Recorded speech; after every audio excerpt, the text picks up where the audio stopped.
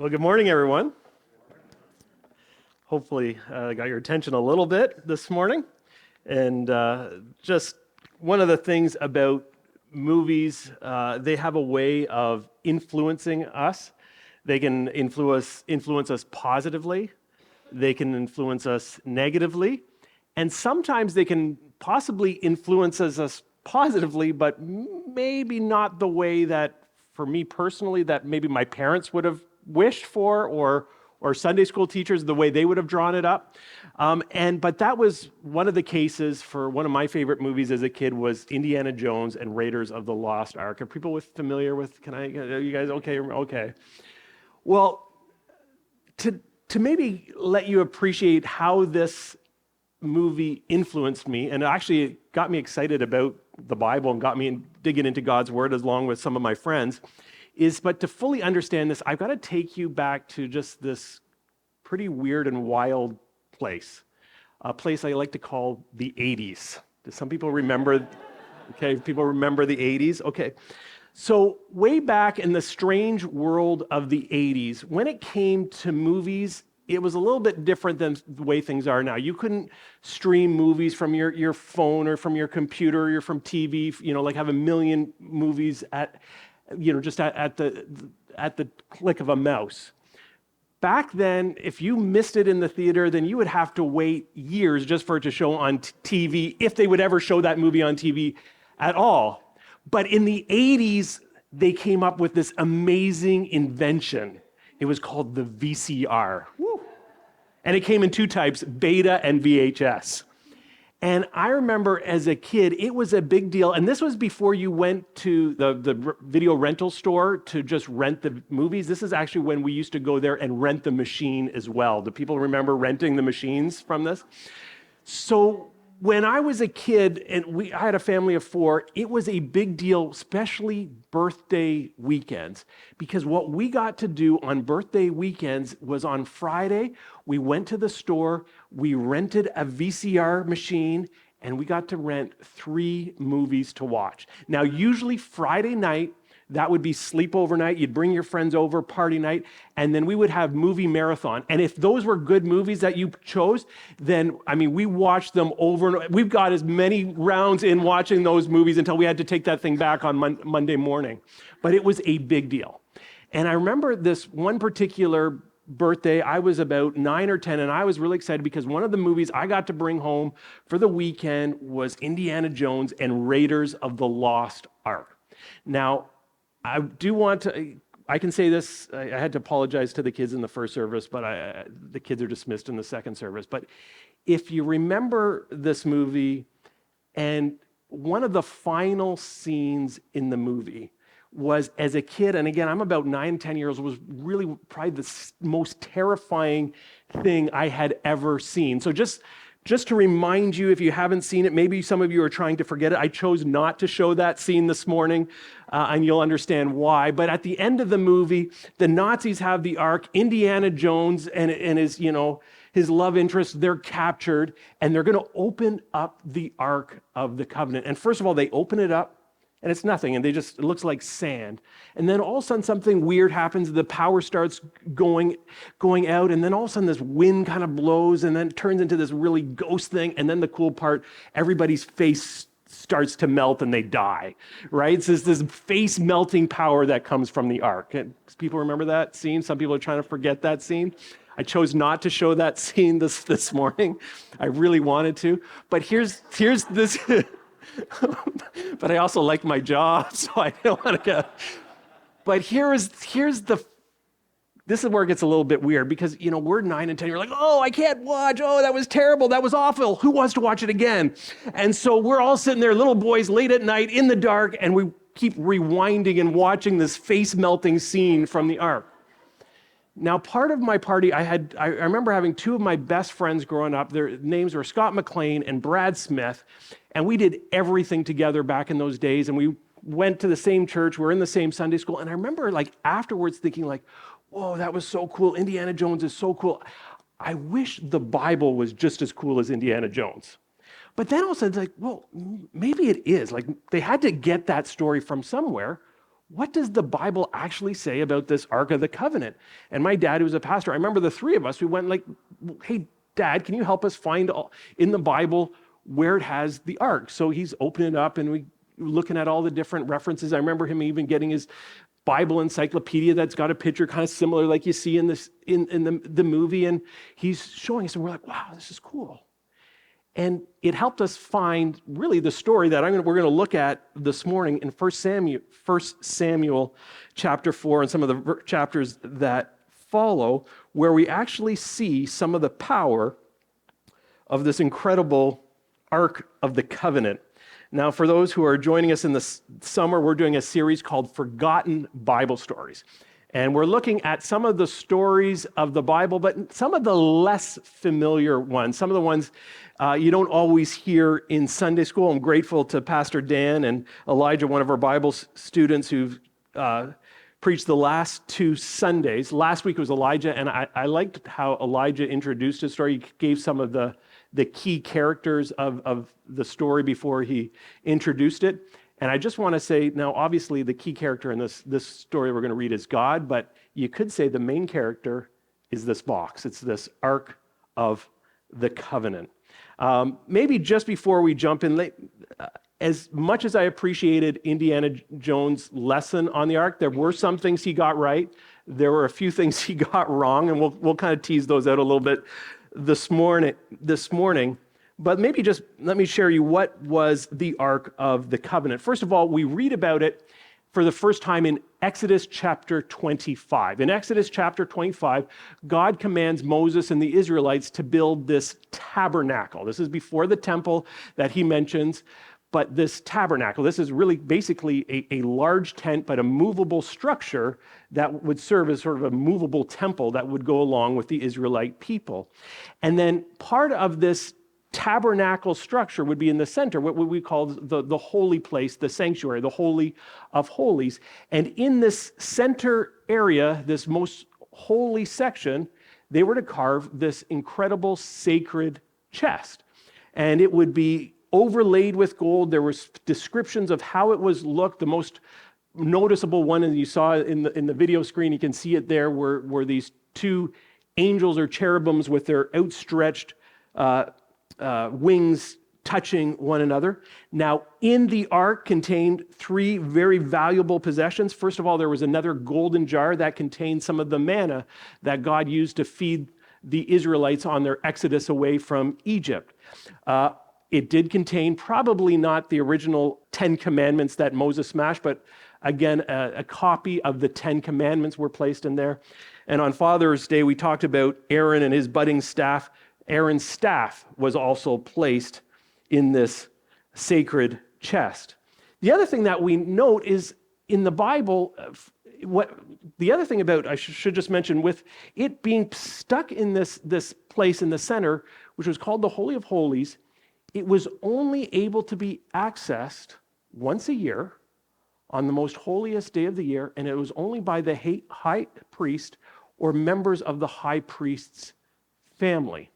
And they would do it on, again, a day that is still honored today in Jewish tradition, the day of Yom Kippur, right? The Day of Atonement, where the high priest would go in and make a special sacrifice, and not just for individual sins, but for the sins of the entire nation. So that would take place there. The other thing that the Bible says that the ark is referenced with 2 other names. Number 1 is the mercy seat. So again, the top of the ark where the angels were on, that again was this picture where God's mercy instead of his judgment would be poured out. It represents, again, when the high priest would make atonement for his people, they would receive God's mercy. Again, it's the place where God would dispense either judgment or mercy back to the people of the land. The second thing is that it was referred to as God's footstool. And it's this idea that the earth cannot contain the glory of God. But what they did, it was symbolized basically God's presence with his people, basically where his foot touched on earth. Again, so it represented the most holy and sacred place in all the earth. Pretty impressive. Now, here's another little side.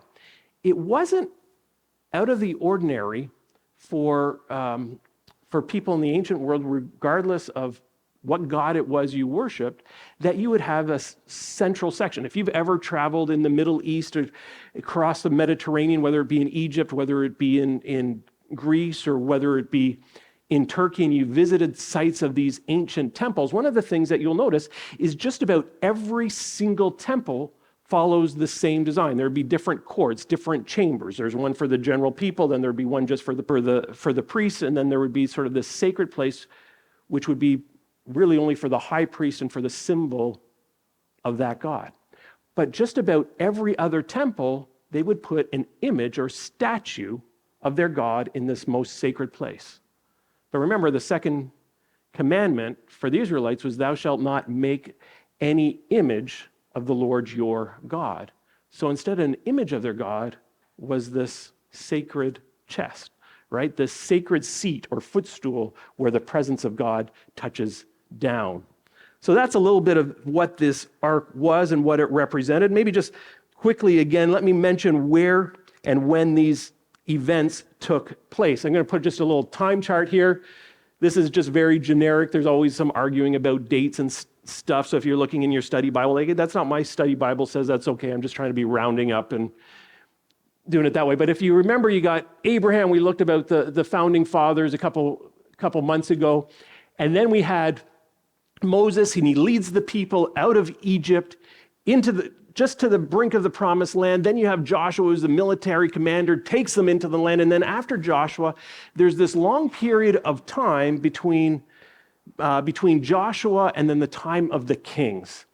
And the people are not doing too good. They sin, they mess up, they call out to God, and then the surrounding armies will take over Israel and oppress them. And so then they call out, and God sends in this judge or this hero to save them. Well, in the same way, this is taking place just shortly before the times of kings, and it's in this time of judges.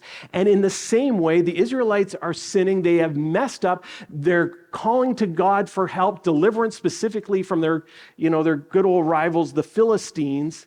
But instead of God sending, a final judge to help rescue them, he basically sends them his ark, his sacred box, along with a final judge who will rise up, probably the best of them all, Samuel, to help deliver the people of Israel. So I'm going to pick things up in 1 Samuel chapter 4. We're going to cover a lot of ground, but we're going to move pretty fast through these texts, and I'm going to just read bits and pieces. I'm going to read from the New Living Translation because it just tells the story very, very simply and easily to grasp.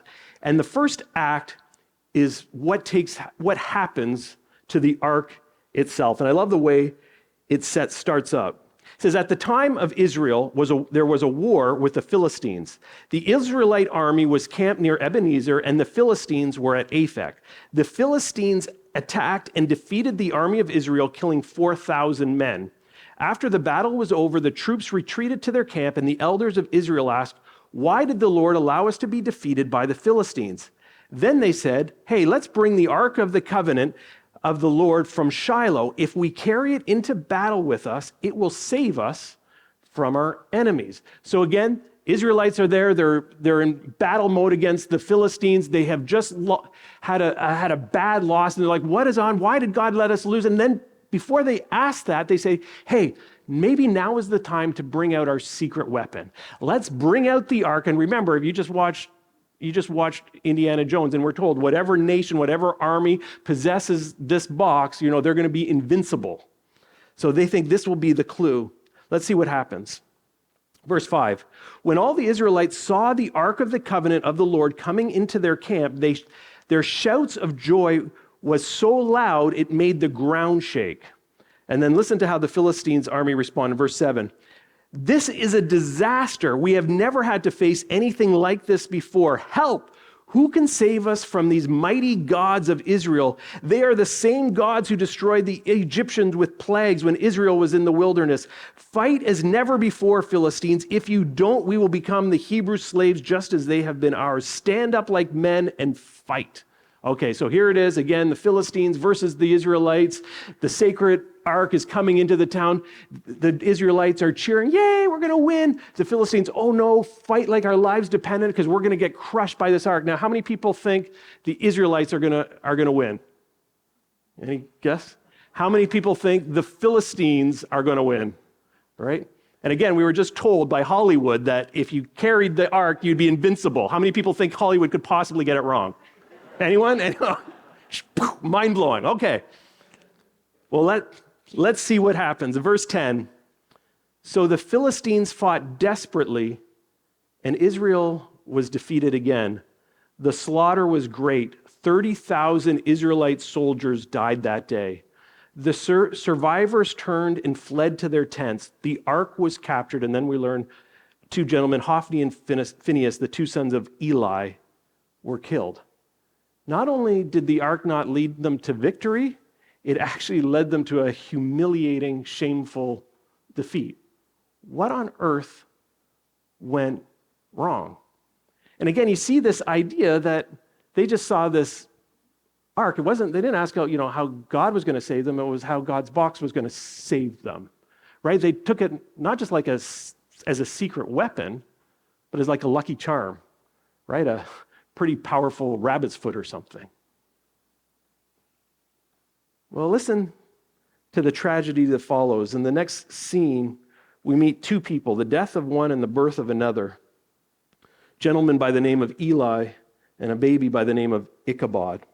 So again, after this defeat, we're told that there's this messenger who had to run back and relay to the tabernacle the news of what just happened. Now, at that time, the high priest, and who was also the leading judge at that time, a guy by the name of Eli. Eli, it was his sons, Hophni and Phinehas, who we just learned had died, and they were the ones who were going to take after his mantle after he led. And the one thing we learn about them is they were terrible, terrible, despicable sons. But we're told that Eli was just, he was at his wit's end. He said he couldn't wait in the tabernacle. He had to go out into the street waiting news. And what he was most worried about was not how the Israelites fared, not how his sons did, but what happened with the ark. And so the messenger finally reached him, and actually the Bible says that his heart was shaking. Literally, he was shaking with anxiety over what would take place with the ark. And I think he had an idea the way they were using the ark was not the way God intended. Verse 18, when the messenger mentioned what had happened to the ark of God, Eli fell backwards from his seat beside the gate. He broke his neck and died, for he was old and overweight. He had been Israel's judge for 40 years. Right?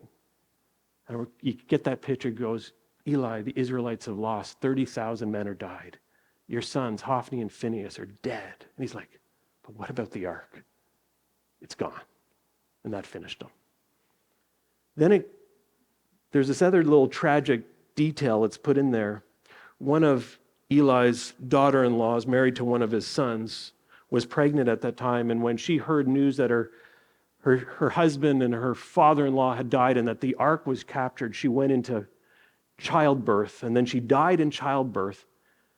But before she died, she said, I want you to name the kid Ichabod. Like, why would we name him Ichabod? And she said this, because the glory has departed from Israel, for the ark of God has been captured. And again, the word Ichabod means quite literally, the glory has gone. There's a picture of Ichabod Crane. So it's a little bit worse than Elvis leaving the building. In this intention, it's the glory of God has left the land of Israel. Now, you would think, okay, isn't this supposed to be the super weapon? Isn't this, where's its power? How is God going to use this box? Well, it's now where the ark of God really comes into its own, where you start to see its power. Chapter 5, and you see the ark versus one of the gods of the Philistines. Chapter 3 begins this way, and the Philistines captured the ark of God, and they took it from the battleground at Ebenezer to the town of Ashdod. That's one of these major cities of 5 major cities in the land of the Philistines. They carried the ark of God into the temple of Dagon and placed it beside the idol of Dagon. Just give you a little context. back in that time, again, the different nations, the different people would have their different gods. And often when they went in war with one another, sometimes different armies, similar to carrying the ark, and they would carry a different standard representing their god. And they would see it not just as armies fighting each other, but literally the god clashing and fighting one another. When we hear that word desecration, it's this idea, often what would happen in those ancient battles is if one of the armies was able to capture the standard or the image of the other god, they would do terrible things to try to humiliate that god, just basically saying our god's bigger and stronger than your god. So that by them taking this ark, this representation of God's power, placing it in the temple of their god, they're like, it's a way of desecrating, it's a way of humiliating, and they're putting it before their god. So now this box has to worship Dagon. Now here's another little just cool sort of aside. One of the things that I learned. Now, if you see a picture of Dagon, he looks often like half fish, half man in the representation. And for a lot of people thought that Dagon was a fish god. Now, most people don't hold that view now, but he was sort of the chief god of the Philistines. So if you think of, oftentimes when you think of the Philistines' god Baal, this would be, people think Dagon was the father of Baal.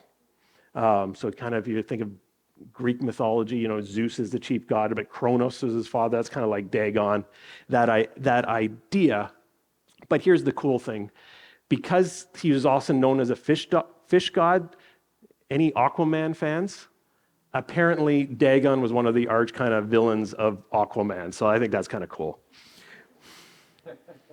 But listen to this. After the Philistines captured the ark, they took it in front of the Philistine battle. They carried the ark of the God's temple and placed it beside an idol of Dagon. But verse 3, but when the citizens of Ashdod went to see it the next morning, Dagon had fallen with his face to the ground in front of the ark of the Lord. And basically, it's this picture that it's Dagon, the god of the Philistines, who's now bowing and worshiping, not the God of Israel, but the representation of where he does, just the box that reveals his power. But that's not it. So they took Dagon and put him in place again, but the next morning, the same thing happened. Dagon had fallen face down before the ark of the Lord again. This time his head and hands were broken off and were lying in the doorway. Only the trunk of his body was left intact. So then the next day it's turned up a notch, right? His head's gone, his wisdom, his power, his command center is destroyed. He quite literally is disarmed, right? He is powerless. And then remember the way the temples were done? There'd be the most holy area. He's been removed. He's been pushed outside of the holy place of that temple, which has now left the ark. So again, he's now humiliated the God of the Philistines.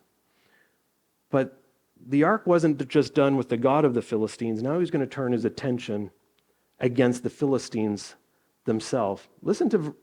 Now, if you remember from that video clip from Indiana Jones, it said that the ark could level mountains and lay waste entire regions. That's not recorded in the Bible, but this is what is recorded in the Bible, and most people probably won't see this one coming. Then the Lord's heavy hand struck the people of Ashdod and the nearby villages with a plague of tumors. How many people saw tumors coming? We're also told there was also, they were overrun with rats. When the people realized what was happening, they cried out, "We can't keep the ark of God of Israel here any longer. He is against us. We will all be destroyed along with Dagon, our God." So they called together the rulers of the Philistine towns and asked, "What should we do with the ark of the God of Israel?" So the leaders came up with this brilliant plan. He said, let's move it from Ashdod and let's take it to another city. Let's take it to the people of Gath. So let's see what happened when it was taken to Gath. Verse 9, but when the ark arrived at Gath, the Lord's heavy hand fell on its men, young and old. He struck them with a plague of tumors, and there was a great panic. So then what's the next great plan? I know, let's take it to Ekron. Let's take it to the next city. let's see how that's going to happen. But the people of Ekron were pretty wise. When the people of Ekron, verse 10, saw it was coming, they cried out, "They are bringing the ark of God of Israel here to kill us too." The people summoned the Philistine rulers again and begged them, "Please send the ark of God of Israel back to its own country, or it will kill us all, for the deadly plague from God has already begun." And great fear was sweeping across the town. Those who didn't die were afflicted with tumors, and the cry from the town rose to heaven. So again, they realized now, okay, we got to get rid of this thing. What looked like this wonderful victory was now turning into this humiliating defeat for the Philistines. So the next scene, this is chapter 6, it's their idea of how do we get this ark back to Israel. Now this is kind of where it gets a little bit curious. Because they realize, okay, not only do we have to send it back, but we can't send it back empty-handed. We have to send it back with a gift. We have to recognize our own sin in it. Now, Philistine was known, there were 5 rulers and there were 5 chief cities. So they decided what we're going to do as a representative from each of us rulers, from each of us, these major cities, we're going to give a gift to go back. And what they came up with was the plan to send it back with 5 golden tumors and 5 golden rats to represent the plague that was with. So they carved this. Now, I kind of laughed at this. I chuckled at this because I don't know how, I would think it's pretty cool if you see that there to make a golden rat. A golden tumor, that sounds like my pottery class when I grew up. When you do remember having pottery art class and what did you make? And it doesn't look like anything. And I would think my teacher said, that kind of looks like a tumor. It's not a tumor. That would be like, we'll put, Alan is very crafty in a good sense of the way. He would be in charge of the rats. I'd be the one who's in charge of making the blobs. But anyway, they send them out, but there's another level with this that goes, and they said, before we just are too hasty, and maybe this is all chance, maybe we should do one more test to see if this really is from God. And they said, let's just harness this ark to 2 cows and send it. And if God wants it back, the cows, he'll just lead the cows to the land of Israel. But then they add a little twist. He said, why don't we harness it to 2 cows that have never had anything, they've never carried anything before. In fact, 2 cows that have just calved. And if we set this thing on and they don't turn back to go to their calves, but just start marching towards Israel, then we know this is God's plan, God's doing, and he wants the ark back in his land. So the cows, they go and they actually march toward the land of Israel, cross the border, and they come to a town called Beth Shemesh. In verse 13 of chapter 6, we read this. The people of Beth Shemesh were harvesting wheat in the valley, and when they saw the ark, they were overjoyed. The ark came into the field of a man named Joshua and stopped beside a large rock. So the people broke up the wood of the cart for fire and killed the cows and sacrificed them to the Lord as a burnt offering. You kind of feel bad for the cows. I do. Several men of the tribe of Levi lifted the ark of the Lord and the chest containing the gold rats and the gold tumors from the cart and placed them on the large rocks. Many sacrifices and burnt offerings were offered to the Lord that day by the people of Beth Shemesh. And then we're told this, the large rock at Beth Shemesh where they set the ark of the Lord still stands in the field of Joshua as a witness to what happened there. And it's kind of cool if you actually visit Beth Shemesh, there's a couple contenders, but they actually believe, these might be the possible rocks that it was set upon. Now you'd think, okay, happy ending, everybody lives happily ever after, the ark has been returned, the glory of God is returned. But then in verse 19, we read these words, and if only the Nazis had read their Bibles in Indiana Jones, their faces might not have been melted. Verse 19, but the Lord killed 70 men from Beth Shemesh because they looked into the ark of the Lord. Right?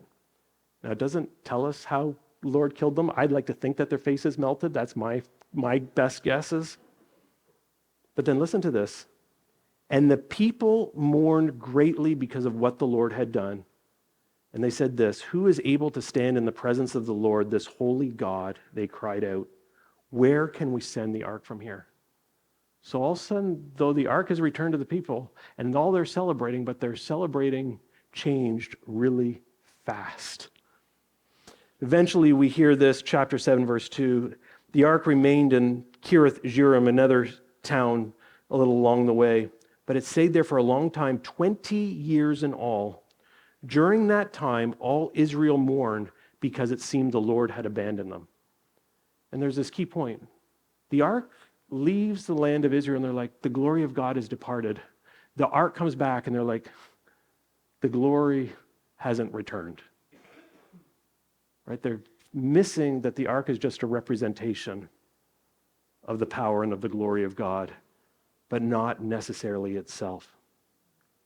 In fact, the story doesn't really end with a happy ending until we get to chapter 7 and realize the power of God actually is displayed in the repentance of his people, not in the power of a box. Then Samuel, so again, he was this final judge who filled the void after Eli died. And he said to the people of Israel, if you want to return to the Lord with all your hearts, get rid of your foreign gods and your images of the Ashtaroth. Turn your hearts to the Lord and obey him alone. Then he will rescue you from the Philistines. So the Israelites got rid of their images of Baal and Ashtoreth and worshiped only the Lord. Then we're also told that they put on sackcloth and declared a fast, and they repented. And it's this amazing thing. One of the things is they just saw this box, again, as a lucky charm. And in fact, they treated this box of God, this Ark of the Covenant, the same way the Philistines and the surrounding nations treated the images of their God, that they had to kind of maneuver and manipulate for their own purposes. And God says, if you want to see my power, don't start with the box, but start with your own hearts. And then I love this again. It does end with a happy ending. Verse 13. So there was another battle, and then it's summed up this way. So the Philistines were subdued and didn't invade Israel again for some time. And throughout Samuel's lifetime, the Lord's powerful hand was raised against the Philistines. The Israelite villages near Ekron and Gath that the Philistines had captured were restored to Israel, along with the rest of the territory that the Philistines had taken.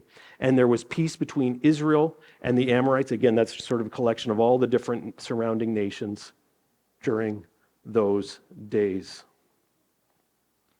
But what are we going to make of this? And I have this personal kind of weary whenever you tell a story and just simply end it, well, the moral of the story is this, right? It sometimes is a little bit reductionistic. It's a little bit too simplistic. And there's lots of things we can learn and get. Sometimes it's just to appreciate and enjoy and allow it to impact you. You know, as a kid, when I came across this story just after watching Indiana Jones, I mean, I can pull out 1,000 things that I would never have pulled out as a kid. As a kid, it just got me excited about the Bible, and got me excited about this, mysterious magical box that I kind of compared to like kryptonite in a Superman gun. It was just cool, right? It had this cool power over people. It drew me in.